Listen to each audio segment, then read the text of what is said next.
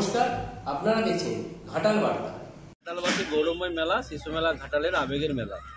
এই মেলাকে নিয়ে তৃণমূল কংগ্রেস রাজনীতি করছে, এই মেলাকে নিয়ে তৃণমূল ব্যবসা করছে। কে সাহস দিয়েছে? কোন অধিকারে করছে? শাসক দল ক্ষমতায় আসার পর থেকেই এই মেলাকে নিয়ে লক্ষ লক্ষ টাকা আত্মসাৎ করছে, লুট করছে। সেই আবেগ, সেই নেশা, এই চুরি করার একটা নেশা এখনও পর্যন্ত তৃণমূল কংগ্রেসের মধ্যে রয়েছে।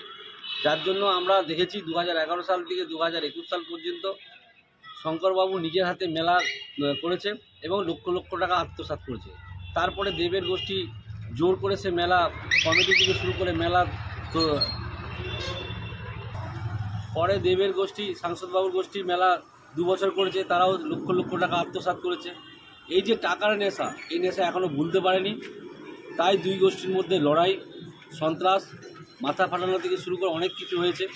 কারণ সবাই দুটো গোষ্ঠী বুঝে গেছে এই মেলা করলে কত কত টাকা লুট করা যায়, কত লক্ষ টাকা ইনকাম হয়। তো সেই জন্যে আজকের এই লড়াই।